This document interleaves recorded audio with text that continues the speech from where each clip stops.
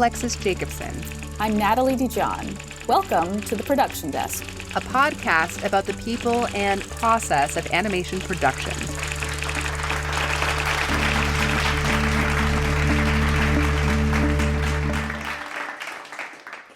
Nat, good morning. Happy Sunday. How are you? Good morning. I'm good. I don't have Sunday scaries yet, so that's good.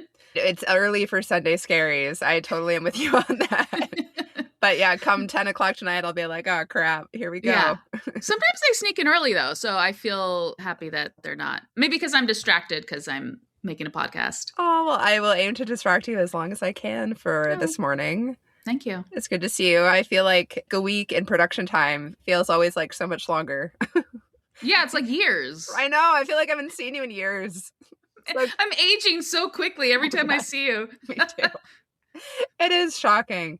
So we had someone write into us that I know, which is like so exciting that they got one of the meeting conversation starters and were playing with it, and they had feedback about whether or not it was successful. So we would just like to say that someone who has listened to the podcast has used Raisin before a meeting. The one Steph suggested. Yep. Raisin Gate from Disney.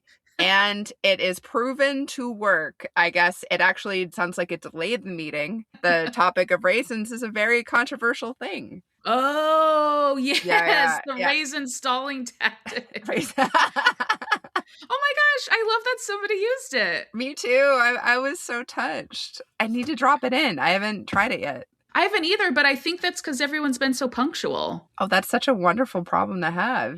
I know, but I'll keep it in my back pocket. That's so cool. I will as well. Please continue to write into us. We love hearing anything and all the things. Okay, should we get into our episode? Tell people what they're in for? I'm really excited about this one because we're going kind of to a role that we have not touched on very much yet. Yes, we thought it would be fun to do an episode about animation studio executives and just figure out, like, what do they do? What are those roles? What is like the day-to-day like? Because there's maybe a bit of a barrier between production and studio execs. I think Alexis and I are both fans of the TV show, The Studio. I love it so much. And I've heard of a lot of people in animation who are like big fans just because it touches on, topics. And people that we all know, which I think is very funny, the speculation as to who is what.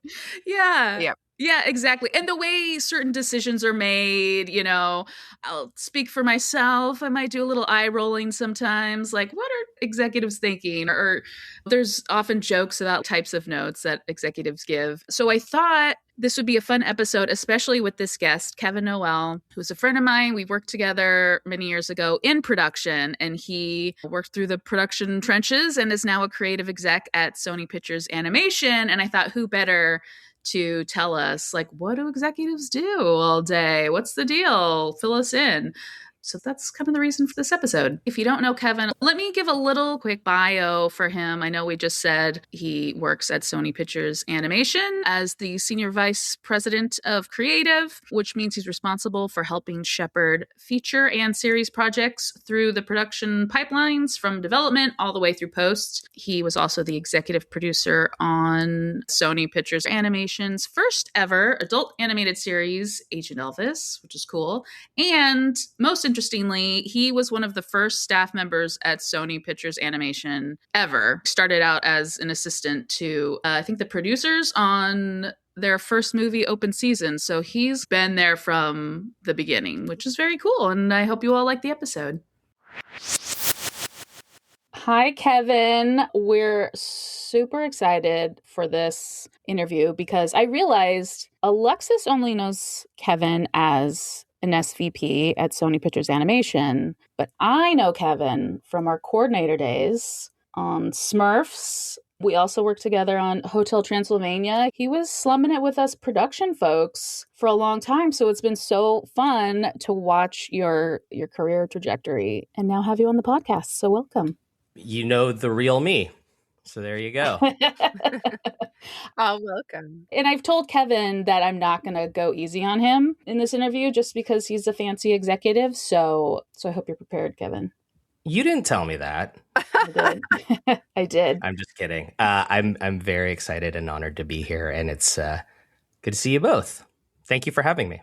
Our first question is actually not too much of a hardball question, so we'll start easy, but we'd love to know how you got your foot in the door of animation. And I realize I don't know that story, so it'll be news to me too. My animation journey begins in what I assume is the same way that many animation production people start, and that's I just fell into it. I can't draw well, and I didn't think in a million years I would work in animation, but I was always a cartoon nerd, a huge cartoon nerd. I'm like a child of the 80s, and I grew up on shows like Transformers and Masters of the Universe and Robotech, all of these animated series that were essentially made to sell toys, to get me to convince my parents to buy toys. But for me, it was like peak television. And then later I got into anime and the Cartoon Network stuff. So I've always respected the medium, but I just never thought it was for me. My first job in entertainment was at a company called 3 Arts Entertainment, and they're a talent management and production company. And I started in the mailroom.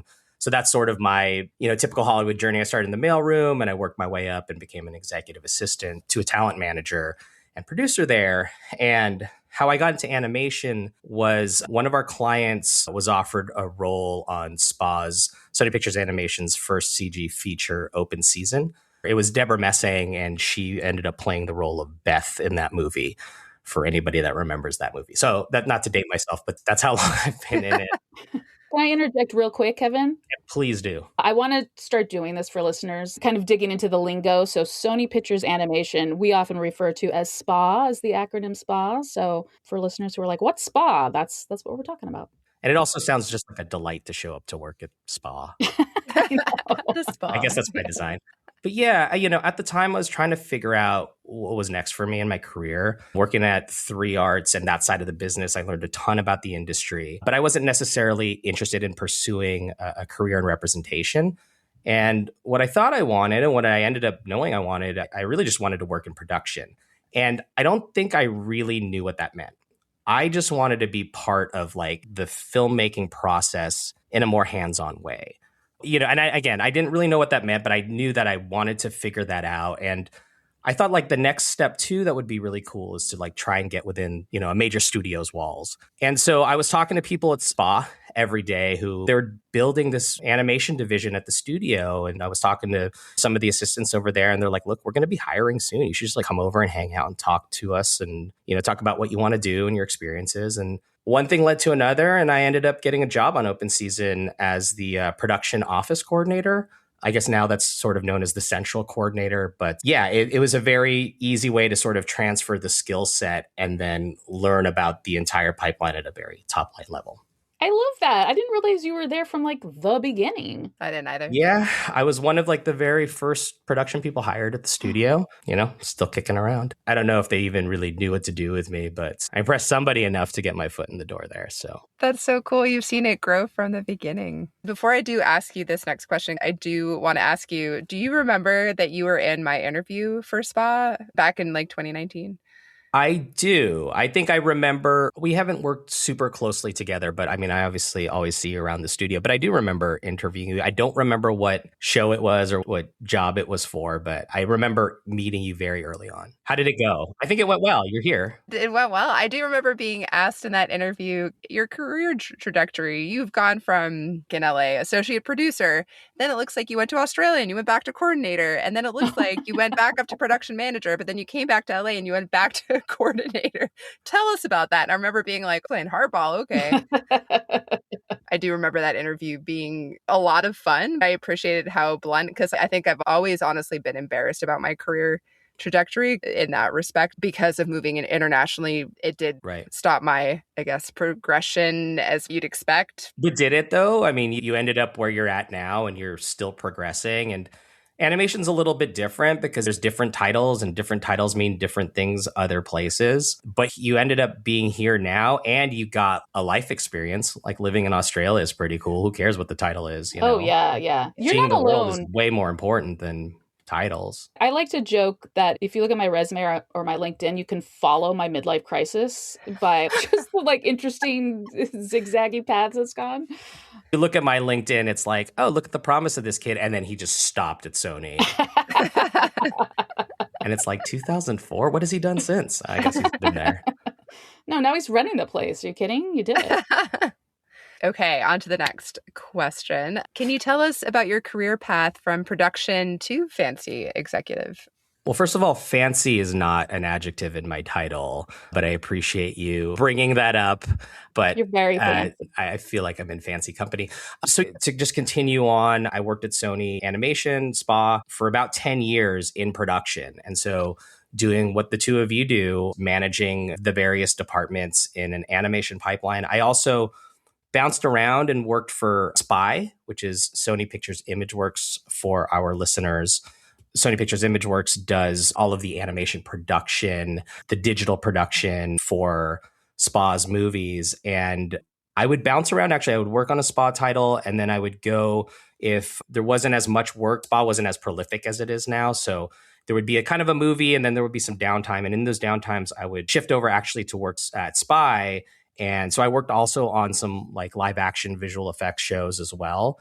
That was a good 10 plus year experience where I really went from show to show and learned the animation pipeline. I worked on a bunch of movies that got made. I worked on a handful of things that didn't, which is, part of this process as well. And then I was offered a job at Mattel, the toy company, to be a producer over there. And that was sort of me graduating into a producer role. And it was interesting because when I went to Mattel, I thought I was hired to be a line producer. And that I knew, like I worked some content for toy brands and put schedules and budgets together and hire teams. And it was sort of a different, much smaller setup. But what I ended up finding out was there was this huge part of the job that they probably explained to me, but I just wasn't paying attention because I hadn't been on a job interview in like 10 years. But that was sort of to be, I guess, like a brand representative for the certain toy brands I was working. And what that entailed was not just trying to like figure out how and like plan these movies and webisodes and series that I was doing for some of these toy brands. It was also to really represent the content team, if you will, the animation. And there was even some live action and stop motion and stuff. But what I learned was I was sort of this brand representative that would have to work with the marketing teams, and I would have to work with the publishing teams and the toy packaging teams. And it was sort of this big thing where it's like, okay, we have this particular toy line that's coming out in the fall. The content budget, if you will, is, let's say, $2 million. And this is everything you need to know about the toy line. And this is all the other departments they're working in. Figure out what kind of content you're going to do. And this was sort of at the tail end of the direct-to-DVD movie, I guess. So I did a couple of those, and we did some stuff for Netflix and some YouTube series. That taught me a lot about branding and what franchises and sort of the things that I wasn't really paying attention to working in production. Because in production, you have, and I'm telling this to people that know this, you sort of put your head down and you're like, I'm in charge of this little bit and I got to push it through. And this sort of gave me this 30,000 foot view over like sort of why the decisions are made within, brands and franchises and that stuff. And it certainly helped me for my next role as a creative executive. But anyway, what Mattel taught me in my short stint there, which was about a year and a half, was that I learned a lot about franchises and development and also just how to be scrappy. We made a lot of sort of low budget stuff with small crews, and I outsourced a lot of work, and I worked with studios all over the world. And it gave me sort of the confidence that I can do things like this, Quick, before you move on from Mattel, did that freak you out when you learned the other part of the job? Because I'm hearing that and I'm like, oh my God, how would I approach this other much larger part of the job that I had no experience in? How did you even tackle that? It did freak me out because I just didn't feel like my brain was organized for that at that particular time. But it's sort of a jump in and swim situation. And I think before I'd worked in production, I wasn't necessarily working with brands and franchises, but I was working with a lot of like actors. And it's very much like you didn't think of it back then that that's a brand. I mean, obviously now there are influencers and that's what that has become. But back then it wasn't like that. But I think that it was a similar experience. You have a part in shaping a thing, So I would say that what freaked me out was that it was like so much work. And I was talking to people that I wasn't used to. Like, marketing executives that just approach things in a different way. And I didn't know the language and it was very toy centric, but it was exciting. I mean, it was definitely something new, but I'm extremely grateful for that opportunity because I did learn a ton. Nice. I'm picturing you being like, give me back to that place where the acronym is SPA. Yeah, exactly. When I left SPA, I kept a really good relationship with the heads of that studio, which was Pam Marsden, who ran production at the time, and Christine Belson, who is still the president of Sony Pictures Animation. And she was actually just starting the studio, and she had a lot of ambition for what she thought SPA could be. So anyway, I was at Mattel for about a year and a half. You know, I would check in with Pam and Christine every now and then. And I think they reached out to me at a certain point. They're like, look, we're really busy right now. They were in production on 5 movies that were going to get released in 2 years. And they just said, like, look, we would love to have you back in some capacity. You know, I started there, I was pretty young, I was a kid, and I just sort of knew the vibe and the energy. And I think that they sort of appreciated that I was somebody that could come in and like really fit into the culture and help guide the studio in whatever way that I thought was, you know, would be helpful. I think the term Pam used was, I know where the bodies are buried. I was just thinking that. I love her so much. Okay, so you came back to SPA. Remind me what your role was, because it has since changed, but you came back as what? Right. So just to finish off that story, when Pam, she was kind of like, think about what you would want to do and let's talk about if that makes sense. I did tell Pam, like, you know, I worked in production for a long time. I'm producing now. I have this sort of creative component to my job, which is also really nice. But the one thing that I think would be next for my career is I want to learn how to run a movie studio. So if there's a world where you're looking for some kind of production executive, give me a call. And sure enough, like a week later, she called me and she's like, okay, I figured it out. And I was like, oh shit, I guess I'm going back to SPA. To answer your question, Natalie, I was brought in to be a physical production executive. And it was essentially to be like Pam's lieutenant and help her just figure out all the things that you need to know for like a top line level of production. So it's helping her obviously with like the budgets and the scheduling and the big picture planning and working with the other departments that help run the movie studio. And so it was really great for me to get sort of that 30,000 foot view, because my first role at SPA was really just to be sort of in the trenches on and pushing through my one little important part of the much bigger production. Now is sort of on the other side, looking down and saying, okay, what are all of the things we need to do? And that's like figuring out what the projects we want to push forward with in development are, what the projects that are currently going in production are, and sort of how to divide all of those resources. So it was very much a crash course in learning how to run and help run the nuts and bolts of the studio. That sounds impressive. It was fun. I mean, I had the best mentor in the world. I was just doing whatever she said. You know, Pam's retired. She's the best and had an amazing career. But I've been fortunate enough to have some pretty great mentors in animation. So I've been able to learn on the job, but also just follow what people do very successfully. It makes sense, Kevin. I feel like in our experience back in your production days, I would say you were someone who's very good at delegating and very good with people. You can read the room. You can get along with probably everybody. So when I heard that you were in an executive role, I was like, that checks out. So nice. I feel like you have a lot of the same skills, Natalie. I think that's why we get along. Thank you. That was a fun one, by the way. We worked on the Smurfs together, right? Yeah, it was the first live action hybrid Smurfs. That was a ton of fun. There was a bunch of characters on that. That was a super fun team. That was my first show. I think I knew that. Yeah, I think I knew production office coordinator. That was a really fun team. Yeah, that's what it's all about too, right? You hope that you're working on a great project, but what's more important is that you're just surrounded with like really fun people. That's what makes production really, really fun, because you're all sort of working towards the same goal, whether you're an artist or an executive or somebody on the crew that's to manage all the craziness. I know we've talked about this a lot on each episode with the people that you work with, and it's so cool just kind of learning and kind of growing with those people throughout the years. It's super gratifying. It's quite amazing. Like, Natalie, you and I work together and you've gone on to work on some great movies and have this awesome career. And I think about the people that I was coordinators and APMs with, and everybody's like that stuck it out and was good, like went on to do awesome things. I think on Hotel Transylvania, which we worked on also together, I think Natalie like I was the VizDev APM, and the story APM was Larry Jonas, who's producing a movie for us right now and ran Skydance production for a while.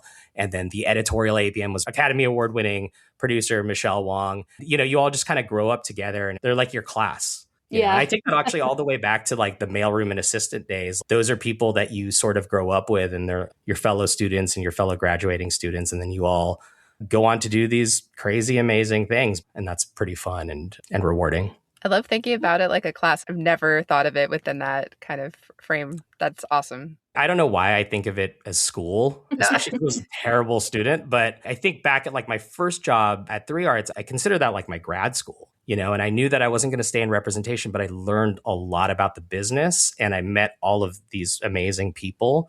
And that chapter in my life, I think about it as a lot of learning. And you do that as you move along. And even though I've been at Sony for like combined over 20 years, I keep sort of taking different classes, if you will. I'm lucky enough to go from one job to another where it keeps it interesting. And I'm just learning a ton and just sort of having this well-rounded experience. What I love about that, Kevin, is because you've had such a well-rounded experience and have been in the trenches of production, I thought you'd be the perfect guest to come on the show so I can ask you, what do executives do all day? Because as you know, when you were in production, that's something we would probably joke about. Like, what do they really do? What are they doing? What do these people do? And I tend to kind of lump executives in one thing. Like, they're all doing the same thing. I don't always know the roles. So I was very excited to have you come on and for me to just be like, tell me what they do. Because I could tell you what I think they do if you want me to paint a picture. Okay, why don't you start then? I think your butler wakes you up, your live-in butler that you make wear a tuxedo. I don't have a butler, but I have cartoon bluebirds that fly in. And okay, got it. I was in the ballpark. Okay. They fly in and they're like, we've made your breakfast, sir. And you're like, oh, thank you. And then you're like, you know what? I think I want to this morning read scripts by the pool with a mimosa. And so you text your assistant and you're like, hey, move all my morning meetings. And then your assistant has to move all the meetings they painstakingly put on the calendar. And so you read the scripts. And then eventually you waltz in around lunch and you shake hands and say, hey, and you do like finger guns. Hey, so-and-so. Yeah. And then afternoon, some meetings going on and you meet with a show that's like pretty far in production. They're doing a presentation. And then you're like, shoot, I should give a note. I'm an executive. I need to give a note. And you're like, what if we change the main character's hair? Yeah. From spiky to like long and curly. And the production team is like, oh, I don't know. That's a lot of work. And you're like, do it. I say it's so. And then you go, okay, I got to leave early to go to my kid's recital. And you're like, that was a productive day. That's kind of how I picture executives in general. Did I get it? Yeah, 100% accuracy. I don't know why I'm here. You could just give a lecture on that. Yeah. Well, thank you for coming. Okay, great. Yeah, thanks. Thanks for having me. I'm going to go to my kid's recital. Yeah, let's dig into it because I can see that being a perception. And certainly there are probably people that do that. And I just haven't figured out how. I come from production, right? So I just like, how do I not make it as easy on myself as possible? I wish I was sipping mimosas by the pool. So, okay, so to answer your question, creative executive, which I am now, job is essentially to identify projects that we're hopefully going to adapt into film or television, identifying the talents, and then you sort of develop the projects in the early stages, focusing on script and also the visual language that's developing.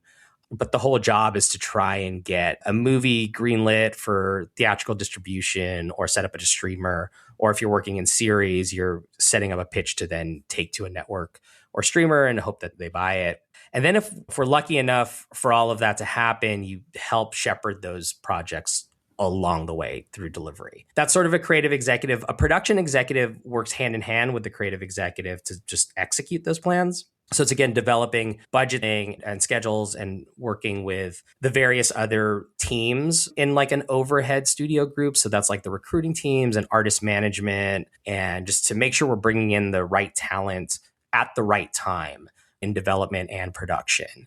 And, you help manage the producers and the production managers at a very top line level throughout the productions. And then I think if both of those jobs are being done efficiently, then what we're really doing as executives is just providing the resources that the creatives and the artists and the production teams need to execute, and then getting out of the way for the filmmakers to really create something special. That's sort of like how I think of the job duties. And then to debunk the myth of an average creative executive's day, most of my day, it's like lots of meetings, obviously, but there's a lot of reading, both with projects in production and development. But I'm also reading new writers and potential new material, which could come from anywhere. Trying to find IP or original ideas. A lot of times that's just like sourcing talent and material and talking to agents and producers and taking general meetings with writers and producers and artists and stuff. And so like a lot of watching TV and just staying up to date with what's current and knowing who's out there. And right now I have 2 animated series in production. That's its own job. I mean, you're keeping up with scripts and visual development, and then you're making your way through the pipeline, looking at animatics, looking at animation, and just going all the way through delivery. And when it's series, it's on a much tighter timeline than features usually are. And then just the volume of things. So my day is sort of sucked up by like helping manage and drive and give creative notes to the projects that are going along the way. But also a big part of my job is like finding new stuff and new talent and new people to bring into the studio to like keep making the good stuff. That part sounds fun. It is. It's a lot, but it is. And it's really rewarding when you're able to take something from the inception of an idea, or just a filmmaker that you want to work with, or a franchise that you've been in love with since a kid, and saying, hey, like if we can get the right people together and get the right stakeholders to really buy into this vision of the project, then you can take it all the way through. And coming up with the initial idea and who should do those all the way until like, oh, I'm looking at final lighting on a shot of a series or a movie. That is like the most rewarding thing. I mean, truly, I don't understand a lot of the executive role, but sometimes they'll have producer credits, right? Like, am I remembering you were executive producer on the Elvis project? That's right. Yes. How did that work? So, okay. That actually helps me just finish my sort of long-winded story of like how I got here. But yeah, no, when they brought me back at SPA to be a physical production executive, I did tell both Pam and Christine that like I want to take some chances, and that's what I love about SPA, that we can do all kinds of different things. And so while I was sort of helping manage the nuts and bolts of the particular projects, I got really excited because when I was gone, the studio had optioned a couple television series that came their way. So one of the first things I did when I got back was I had just sort of checked in and was like, what's going on with these television series I'm hearing about? They sound amazing. And everybody was so busy because we were making so many movies that it sort of became a thing where Christine and Pam were both like, if you want to take a swing at maybe like helping figure those out, you should do it. And my first step was to like link arms with another executive at the studio, Katie Barron, who had a lot of television experience. And the two of us were like, well, let's just like, we have our day jobs, but let's see what we can do with some of this stuff. And then we started bringing in more people to the studio that had experience, but we ended up developing a bunch of series. We had a couple set up throughout town. And sometimes in development, like, you know, you'll work on some things and they either get made or sometimes they don't. But we were fortunate enough to get 2 series made. One was called Young Love, which is a spinoff of a short film we did called Hair Love. And that was for HBO Max. And then another one was a project called Agent Elvis, which was this sort of collaboration with Sony Music. And it was an adult animated series, super ultra violent, silly, fun, goofy, centered around Elvis as a secret agent. And I sort of loved the idea of like doing like a rock and roll driven adult show. And I thought SPA was the only major studio that could like sort of pull this off. So that one kind of became my baby, and I helped develop it with a bunch of amazing people. And then I ended up just sort of assuming the role of what you would call an NWEP, or non-writing executive producer. In television, usually there's, especially in animation, there's sort of like your writing showrunner, and then you have like your visual showrunner. And then you have somebody that's there to help sort of guide it, like the creative producer would on an animated feature. So anyway, I just sort of stepped into that role and did it. And because it was our first series, I couldn't let it die. I just wanted to push it through because I thought it was important for us to do these things. And while I was doing a production executive role. And then I was doing a lot of creative stuff with the series development. I started to sort of toe the line between production and creative executive and just sort of be down the middle. And then I was day to day on this animated series. And luckily enough for me, Christine and Pam and our executive at Netflix at the time, Mike Moon, were all hugely complimentary. And they actually gave me an executive producer credit on the show, which I was super grateful for because I felt I was doing the role, but that was also within my role as a creative executive. But they're like, no, you're going above and beyond and you deserve an executive producer title. So that was really cool. And then from there, because it was more heavily in creative, Christine just kind of said, I want your focus moving forward at the studio, or at least for the next little bit, to really primarily be on creative. And so I sort of transitioned then from a physical production role to sort of a hybrid role. And then now for the last several years, I've been strictly a creative executive on Christine's team. That's so interesting for me to hear. I know we know each other, but it's like every time I see you, I'm like, oh, you're okay, cool. You kind of like moved up or you're in like a different role now. And so it's fun for me to hear how that happened. Because what I'm hearing, which I think is interesting, is you being like, oh, I'm interested in this. It seems like there's a need for help here. And I'm just going to do it. Yeah. Which is why I find it interesting is I think for me, if I were in a similar situation, might be like, that's not my job. I don't want to do that until they're paying me to do that. So I'm gleaning a little bit of advice from you, Kevin Noel. Like there's some worth maybe in, I don't even know how to phrase it, finding an area that needs help and just doing it and maybe hoping. I mean, I guess that depends on working with good people who notice it too. That's the trick. Totally. I mean, there's a couple things. One, I had been at spa so long and I knew where the bodies were buried, but I had been at spa so long that I sort of understood that I'm going back to a studio where one, there is this desire and mandate to do a bunch of stuff, but also there's just the kind of leadership that wants to take chances. And because we weren't so defined as a brand, we could really do anything. Then it was like, okay, let's try to really do anything. And so I think, yes, identifying a need, but identifying like what you want to do as well. That was an important part of it. And then, I sort of like muscled my way into it. But I also understood the timing. A lot of everything in this business is just timing and seeing an opportunity and just going for it. I could have went to Christine and Pam and been like, I want to do these series. And they could have just been like, no, don't do that. We're too busy. And then that would have been the end of the discussion. But I would be remiss if I didn't at least ask or try, But Kevin, I think what's also so impressive is you have all of your production experience that you understand from the beginning to the end and the technical. You work so hard. I find that honestly really inspiring. And then you can like dive in. I think Natalie and I are like this, that we do just like a challenge. Like you just dive in. That's been so much of my career is just figuring it out as you go and doing the extra work to learn on the side. Well, you're making a podcast. And it's very good, by the way. I haven't even had a chance to say that. What are you, 4 episodes deep? I get very excited when there's a new drop. You guys are doing great. But you're making it up as you go along, right? Yeah. Oh, yeah. Talk about like our production background is perfect for this. The stuff we run into, the times we have to pivot, Absolutely. Yeah. I figured out at some point in life that everybody's just sort of winging it. It's the fake it till you make it type thing. And like experience does help and it gives you a perspective. But a lot of times, especially in the thing like podcasting, which is a relatively new space and everybody's figuring out how to do it, what the formats are, you are just sort of making it up as you go along. But your experience in production can at least prepare you and keep you organized and understand like how to produce something. The two of you are producers now, So in terms of your question, Alexis, working in production and how it sort of informed my role as a creative executive. Yeah, you're right. My sort of road to becoming a development executive, if you will, is not a traditional one. Even though I started in the right place, like a lot of people that have my role probably started at a management or agency or something like that.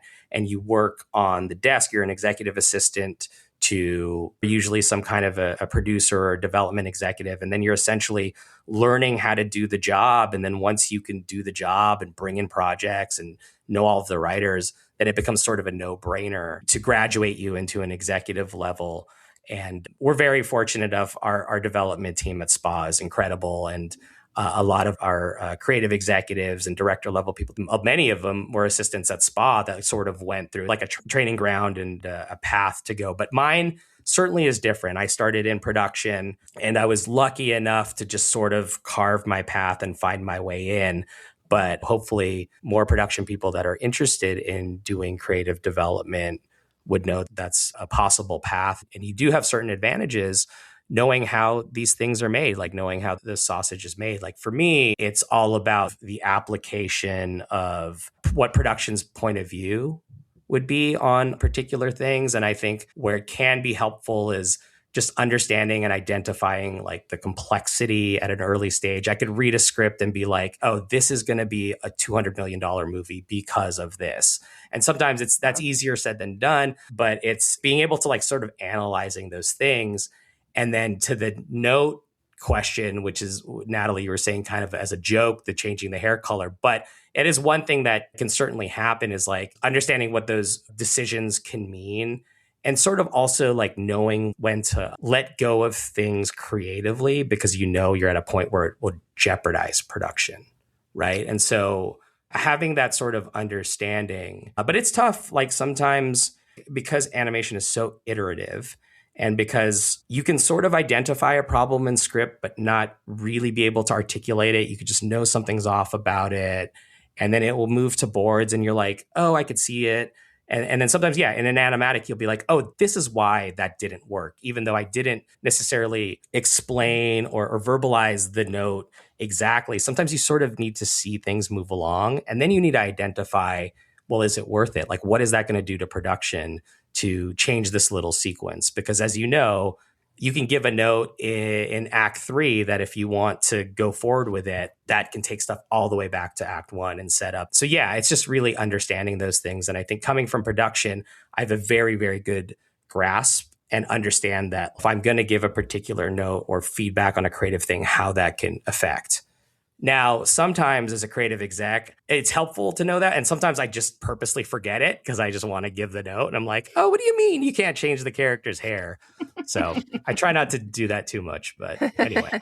That's very appreciated, I'm sure. When you said, describing your background in production and how helpful it is and production people should keep that in mind. I do know a lot of production staff who would be interested in a creative exec role. And I think what they feel is the roadblock is, I think sometimes we can feel kind of pigeonholed in production, right, especially if you're good. And so hopefully I'm not misspeaking for people, but I think they feel like the powers that be, the people that could help move them into that role, maybe see like, that's a different skill set. Sometimes it seems like the most common path to a creative executive role is starting as an assistant.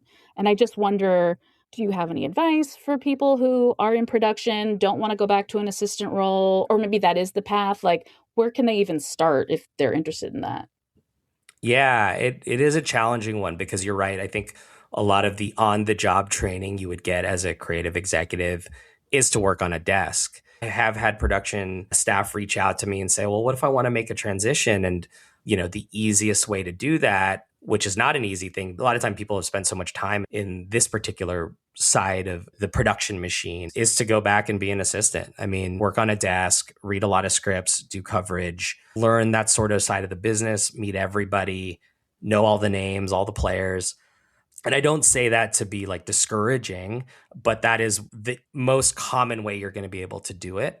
But that said, look at my path. I mean, I just sort of barreled in there. And again, I got like super lucky because I was around people that were very supportive of that. And timing is everything. But I will say, if that is your ultimate goal, you got to manifest it somehow. You got to be willing to make some of those sacrifices too if you want to step back. But everybody's path is different. And I would say if you are in production and you are interested in working creative, the first thing you need to do is put that out in the world.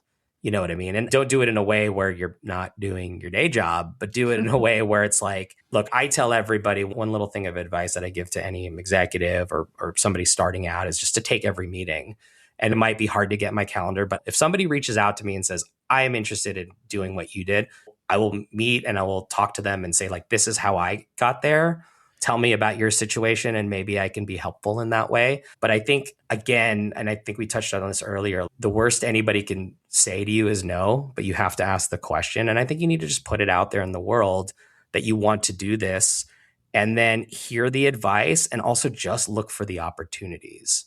I'll say this, I didn't go back to Sony thinking, yes, the ultimate goal is I'm going to be a creative executive. But I did want to learn that side of the business. And no matter what, I wanted to just understand how the operation worked. And if there was an opportunity to work in creative, that would be great. It sort of all fell into place for me with a combination of luck and timing, but also pushing things through and seeing an opportunity. So I don't know if I'm really answering your question, but I think it's like manifesting it, putting out there in the world what you want to do, whether that's a creative executive or you want to be a writer. You have to let it be known and you got to talk to the people that are in those jobs and see how you can get there. I think I'm hearing also be a little bit of the squeaky wheel. Exactly. Speaking for myself, sometimes when there's something I want, I'll ask politely for it. And then when it doesn't work out, I'm like, well, F them. And then I move on, and maybe that's not the best approach. Yeah, the good part of that approach is that you brought it up, you know what I mean? And that you'll find a way to get in there. But yeah, I mean, the traditional route to a development executive is to work for a development executive. And if that's what's in front of you and that's the opportunity, then if where you really want to end up is with that particular role and that is the path, then you might have to say, okay, I'm going to do that for a little bit. If somebody came from production and wanted to work on my desk, I already know that I'm getting somebody that has a very, very rich understanding and experience of what it takes to push these things through. And then it's just a question of, are they good at the job? Do they have good tastes? Like all of those things, Mm-hmm. Does that answer the question? Yeah, it does. And I'm going to pivot to a lighter question because I've been wanting to ask this. And as we're talking about assistants, I think it naturally leads into it. What was it like when you first had an assistant? I feel like that would be such a weird transition to be like, oh my gosh, I have an assistant that helps plan my whole schedule. And I mean, we all know how hard assistants Pour work. me the mimosas at the pool. Yeah, release the cartoon singing birds. I'm picturing for you, Kevin, like a Meryl Streep Devil Wears Prada situation. Was that the case? I would say that the Devil Wears Prada situation happened when I was the assistant. Oh, no. No. I shouldn't say that. Honestly, I'm kidding. I was actually lucky enough to escape those situations. I've had great bosses, but I've been around and seen some stuff because my day is filled with so many things and so many meetings. It is, I believe, justified to have that kind of help because I have somebody that helps me read and stay on top of projects. But I think the Devil Wears Prada of it all, I think you treat people like you want to be treated. I kind of need all my former assistants to hire me in the future when they're running the industry. So. But no, it's definitely helpful. And it's just a part of the team. You know what I mean? It's like having a PA and a coordinator and an APM and a production manager. Everybody sort of has their role on the team and everybody has the same goal, is to finish a movie or find some good shit to make. Yeah, definitely no Meryl Streep action as far as I'm concerned. I don't know. Just in your fashion. You're very fashionable. Thank you. Part of being an executive is being social and on most of the time. You're taking a lot of meetings every day, often back to back. I'm just curious, how do you keep your cup full? Good question. It's crazy busy because there's so many different projects, and even just having 2 series in production is like its own full-time job, but then having to find things and develop projects to then push them over the line. There's a lot going on. And yeah, you do have to be on most of the time, but I hope this isn't a cop-out answer, but it's like, it's sort of easy to do when you love your job. Like I'm fortunate enough to be in a place, and it hasn't always been this way in my career, but I love my studio. I love the people I work with, and I love my particular role at the studio. And so it's sort of easy because I care. And I'm finally in a place now where like every single one of my projects I love and I would go see in the theater or go see on a streaming service, whatever. So it's easy when you're passionate about it and care about the results. What I try to do is also be a cheerleader for productions and reminding everybody why we were here in the first place. And so just putting on a good face is easier when you really, really, really do believe in the projects. And it's also like the training I learned like back in the day where I was working in talent management, and you have your clients who there are good days and there are bad days, but you always have to be the constant of like, hey, let's move through this because we're here to do some great work. I consider you to be pretty extroverted. Would you describe yourself as an extrovert? I think so. Yes. I mean, okay, so definitely like my work persona is very extroverted because especially now that is a big part of the job. Mm-hmm. But that doesn't mean I don't come home and I'm exhausted and I'm like, okay, I want to be an introvert for a while. And my wife's like, no, we're doing this thing for our neighbors. We're having a party. You better fucking stay on work mode, dude. Or like, yeah, where's that Kevin? Keep that Kevin around. And I do think that's part of the job. And even in production, like I'm calling myself a cheerleader, but geez, production staff has to be the biggest cheerleaders because you work with all kinds of different personalities, but you need them to get shots done. And, so it's the same sort of thing. You need to like be the person that pushes it through, even when you're tired and you're going towards a screening or there's crazy recording sessions or whatever, you have to be on also. Yeah. How do you do it? I know, right? You know why I asked the extrovert question? Because we've been talking a lot about this at work. Just, are you an extrovert or introvert? And I think the textbook definition is extroverts get energy from social situations, where introverts, it drains them. So for myself, I enjoy socializing. I mean, I have a freaking podcast. But even just with my own friends, right? I clearly love to socialize with the people I love, but I feel more depleted than I do energized. And so I was thinking, well, if you're an extrovert, that would be helpful in that position of someone who needs to be on because they like kind of thrive on that energy. I think I just, by nature of what the role is, I'm an extroverted person. And I think I'm extroverted in real life. Sometimes it does deplete you a little bit. And so like I said, I can come into my home setting and be like, I don't want to talk to anybody. And my Natalie is like, no, you don't get to choose that. This is actually where you need to be the real you, so. Yeah, I was going to say, you're Natalie, Kevin. Do you want to elaborate? We haven't talked about how Kevin's wife's name is Natalie, and that is my name. So when we work together, I occasionally got an email or text that was not meant for me, that was meant for Kevin's wife, Natalie. Amazing. Nothing inappropriate, but it was funny to get an email that was like, hey, this is the photo I'm thinking we should use for our Christmas cards. What do you think? How was the photo? Well, and I'd be like, you guys look great. You could have gotten a haircut, but I think this will work, Yeah, and then I'm like, what is she talking about? And I'm like, oh, right, wrong, Natalie. My wife, Natalie, knows you as well, Natalie. And it was funny because when I was like, oh, I'm going to be doing this podcast and it's for my coworker, Alexis. And then Natalie, who I used to work with, you remember Natalie? And she was like, oh, yeah, Taco Bell, Natalie? And I was like, yes, that one. So now I'm flipping it on you. Explain Taco Bell. Oh, my gosh. There is a period of my life where probably a lot of people knew me as Taco Bell Natalie simply because I enjoyed Taco Bell and I must have talked about it enough. But the reason your wife knows me is because we were all at a wrap party. I want to say one of the Smurfs. It wasn't something I worked on. And I was super hammered as remotes people and wanted to keep the night going. And so I kept inviting people to my after party, quotation fingers. But then I would just text a map of the closest Taco Bell to everyone. Like, I was like, come to my after party. And people were like, great, send me the info. And it was just a link to the nearest Taco Bell. And then forgot about it. And I was in a car with two friends of ours, Jana Tedesco and Jeff Wong. And we went and ended up getting tacos. We were like, hey, look, a taco stand, and ate there. But then I got legit tacos. Yeah, but then you texted, and you and Natalie were like, where are you? We're at the Taco Bell. And I was like, oh, shit. I forgot about my after party. I'm sure we kept the after party going that night, so all good. Oh, dear. Oh, dear. Well, I'm glad we got Taco Bell in. What's your favorite production book that you may have read in your past? Just off the top of my head, this isn't related to animation production and it's sort of a filmmaking book, but I remember when I was in high school, I read Robert Rodriguez's book. It was called Rebel Without a Crew. I'm almost positive Rebel Without a Crew, Robert Rodriguez. And it was the story about how he made the movie El Mariachi in like the mid 90s. And then he sort of spun it into a movie called Desperado. And then he did all like Sin City and all of these movies. But anyway, this book was about how he made this movie for like $7,000 or something.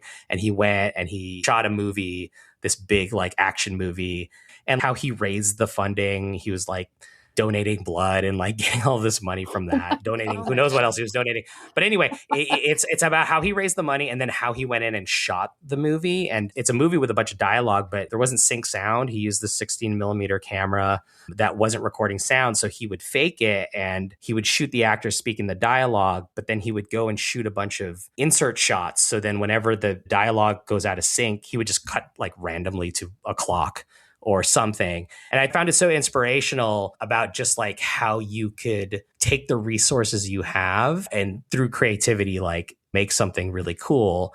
And a lot of the choices that were made on that movie were because of production necessities, but you could never tell. They felt like aesthetic choices. And you have to do that in animation actually a lot, where sometimes you're reusing sets or you have a billion characters, but you don't have the budget to do that. And you sort of manipulate an asset like a character, you squash and stretch them a little bit.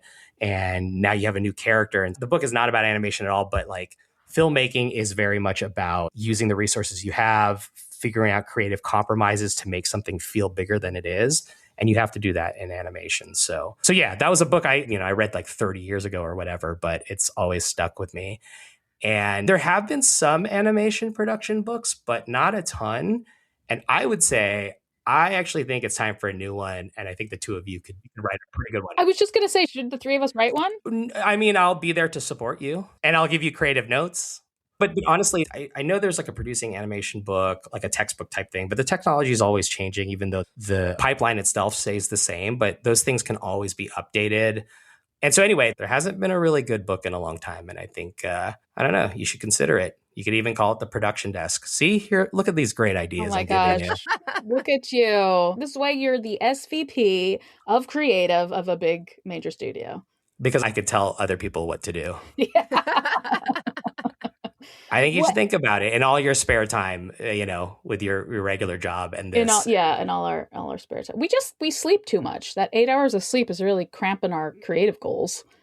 You need the cartoon bluebirds to wake you up. Oh man, that is like a beautiful full circle right there. I do want to ask this very important question. What is the most executive sounding sentence you've heard yourself say recently? One where like your younger production self would be like, oh God. Fucking eye rolly. Yeah. You know, something that I hear a lot of executives say, and I have said this recently, which is why I'm answering this question, but there's a lot of yes and. So somebody will give a note and then another executive will be like, and I'm going to yes and that. I think that's the thing. I think that's what they say. Yes and.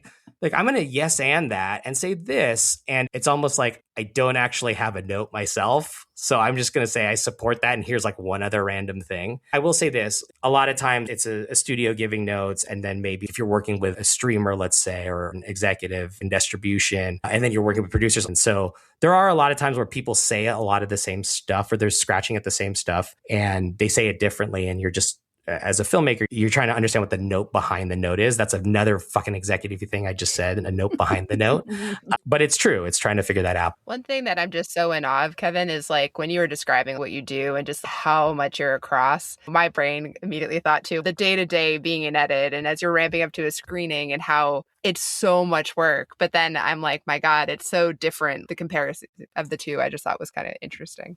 I would say that like production experience does prepare you for that because no matter what, you sort of have to be as organized as possible. And if you're working in edit, you might just strictly be paying attention to the boards that are coming in and the script and how they're different and all that stuff. But there's 32 sequences in a movie. You have to know where every one of those things are. And you have your whiteboard and you move things around is sort of a similar trick. For me, it's like I have a ton of projects. The two projects I have in production are sort of going. So I know like, okay, I'm going to get a script in a couple weeks, or I'm going to get a couple scripts in a couple weeks.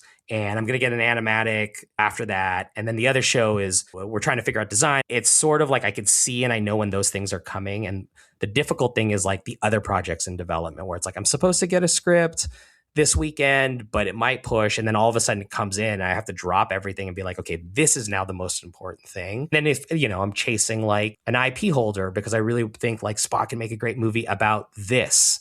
And so just like knowing when to put your foot on the gas and when to take it off. I think in production, fires happen and they get crazy. More often than not, you can see them coming a mile away because we have a screening in May and the next 3 weeks of my life is going to be hell because everything's to that. And then it'll come down a little bit, right? And so I could sort of see that with my projects in production. And it's a little bit hard to anticipate all of the other stuff, but that's just sort of what the job is, you know? What's striking me is I feel like going from production to that type of role, it would be such a big difference going from production where you have a lot of these milestones. The whole thing is you've got a schedule and you've got to make it to the end and you work backward from when you need to deliver. Where in your role, I'm assuming there aren't these very specific milestones. I'm assuming it's not like we need to acquire 3 series by June 27, or are there some internal milestones you need to hit? Yeah, that's a very good observation. We want to have a pretty consistent output. I'm not saying anything official here, but like if we could do 2 movies a year or maybe 2 movies every 18 months or whatever that looks like, you have to, especially as a production executive, one of the key parts of my job was just sort of looking at the calendars. Right now, we're working on a bunch of things that will come out in 27, 28, 29. Thinking about, well, what do we have lined up for 2030? What do we have lined up for 2031? What do we have lined up for 2032? First of all, just going into the 2030s that's ridiculous. All that to say, you're sort of working backwards like you would in production when you're planning that out because you know, okay, let's say we have a slot. We want to put a movie out in fall of 2029. We know that in order to hit that, we have to have a movie greenlit by, let's say, fall of 2025 and give ourselves 4 years to make a movie. You know, so there's a lot, like, especially in the production executive role, if you think of like a waterfall schedule and you narrow it down to just like its basic footprint, then you're working backwards from there. We have these big sort of sheets that's like, okay, we have a release in 2030. Let's say fall of 2030, we have a movie. This is where we need to be by now, by spring of 26. And this is where that particular show will be in production.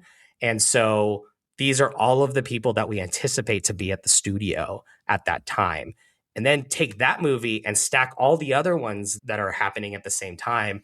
And that sort of gives you this like snapshot of what the studio looks like and who's there and how many people are working at the time and the people you need to hire. And then what are the resources and support you need for that? So that's a lot of like the physical production executive is not necessarily looking at, well, here's the milestones for what a particular production needs. It's like, here are the milestones for what the studio needs to crank out, to hit a mandate of as many movies as you want to do, whatever that is. So for something like, according to our schedule, we'll need to have a movie greenlit by such and such date. Working backward from that, in your role, is it like, okay, I need to buy a script by X date? Okay, so that's an interesting thing, but that sort of touches on like, what do you need to have a movie greenlit? Probably shouldn't get too much into the specifics, but Sure. We need to have a solid script, a solid filmmaking team, sort of a visual understanding of what the movie is and what the story you want to tell is, and all of those sort of basic things. So then when it's like, okay, the studio thinks we should make this movie and we want it for this particular time, how fast can you make it? So like a lot of my job is like getting those things ready and finding a project, whether it's with the creator, like it's creator-driven thing that comes in as an original idea, or it's IP that we work with rights holders and then we build the team around that. It's all sort of the same goal. Let's get this package together so we can go to the studio or go to a streamer and say, here's a movie we believe in. Here's everything you need to know about it. If the answer is yes, then we're building the team and we're getting into this development into pre-production stage. The designs become less about like, this is what we think the movie looks like, and more like, oh, these are the assets that we're putting together to then inform production. Oh, it's a lot more work than I thought, Kevin. I mean, we do it from the pool. With the mimosa. Okay, good. I'm glad some of that was true. I don't want to keep you forever, but I do want to say thank you for doing this podcast episode. I thought it was so fun to dig into what do executives really do. We kind of eye roll a little bit in production, so I thought this was great. You've been seriously so incredible. It's been so interesting learning about a glimpse behind the curtain for what you do. So thank you. You're very welcome. Thank you for having me, and congratulations on this podcast.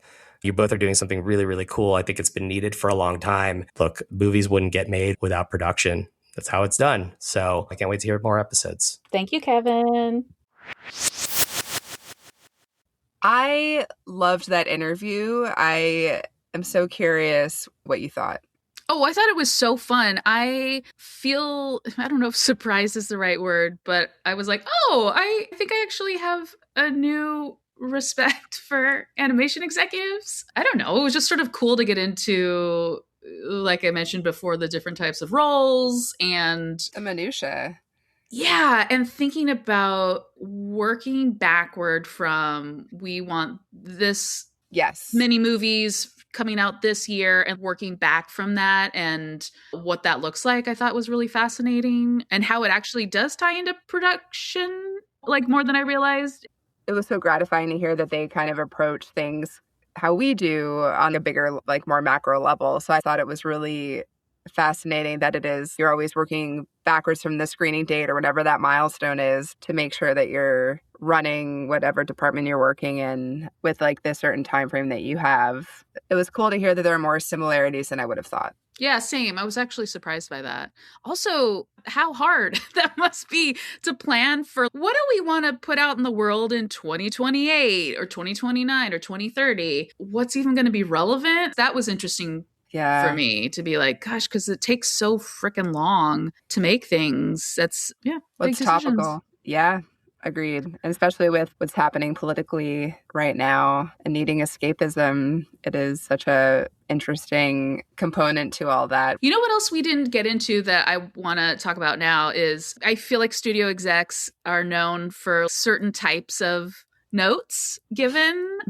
And I want to know, like, what are some of your favorite? The leap from screening 1 to screening 2 is they always have to go the complete opposite direction tonally. So, or like it's skewing too young, make it older. I think that's a really common note that I've seen. What are the most common notes that you've heard in your experience? Oh, make it funnier, which will just come up at any point. If you're making a comedy, which is often the case in animation, make it funnier. Make it more like insert popular movie. Maybe it's not as overt as make it like K-pop Demon Hunters, but that's kind of what they're going for, like whatever the most popular movie is at the time, it's like, oh, let's make it a little more like this. Or every studio wants its minion. So whenever there's some side characters, it's always like, how do we make this its own sequel? Well, it's always searching for what is that character that is charming and will like be a good tie-in for kids and merchandise. Like it's always like trying to find. It's so funny. Sometimes when I'm watching a movie, not even an animated movie, just any movie, if there's like a lot of backstory front loaded at the top of the movie, I'm like, that feels like an executive note. I feel like that comes up a lot. They're worried the audience isn't going to follow someone's story. Agreed. But I just want to say there was an executive on Transformers 1 who was so lovely, and he would always acknowledge everyone in the room. And I mean to like down to the smallest person, stature-wise. And that was always so appreciated. Such a legend within the industry, used to run Warner Brothers and had actually really good notes as well. I was just going to ask that. I was going to say, but how were his notes? His notes were really intelligent. You're like, damn, I wish I could be on that level of like a story mind and know exactly, especially because he's so experienced, he's seen it all, and he's just so good at being like, this is the problem. And he had a great relationship with our director and producer, so they were able to really like help shepherd and make the changes. I think we've talked about this when we had Tyree on with the more director-centric episode. It is a director's superpower to constantly pivot with executive notes, and that is something that I'm always so impressed by. I know they're in it, they know the story so well, so they're able to like riff within that frame of mind. But I know that there's so many curveballs that execs do throw out over the course of a film, and it is so interesting seeing creative have to like take that on and figure out the way forward. And sometimes whether they are not taking on a note and then having to deal with that outcome. Oh, yeah. Well, yeah, differentiating between do we have to take that note or being open to like, maybe it's right, and trying out something that's different than you thought. That's true. I should admit, I've also worked with executives who give good notes. They're not all just make it funnier, but some of those cliche notes are funny. My favorite actually is when a note is given that's really small, like, could you add more cars to the street or something? And it's like, okay, sure. And you're like, oh, good. It's good that they're giving those small notes and not blowing up the movie with big, gigantic notes. That's usually a good sign that we're like doing a good job. Oh my God. Especially when you're at that certain point of production, you're like, please no, please no. Yeah, oh, no, yeah. oh, And no. if it's just like, oh, you just want another, a bigger window on the building? You got it. Like, change the color of that? Sure. Yeah. Another episode in the can. Episode 8. We're getting up there. 8 is also my favorite number, oddly enough. So lucky That's 8. exciting. Right? We got a lot more lined up. So I'm excited to get back to editing and share some more with everyone. Well, more earballs to come. Was that? What's an earball? And that's the ending of the episode. It's perfect. See you all later. Ciao. You've been listening to The Production Desk. We are our own producers. Outro by Marcus Taylor. If you have a moment, we'd love a review wherever you get your podcasts. You can also find The Production Desk on Instagram and Facebook. For any episode ideas, please reach out.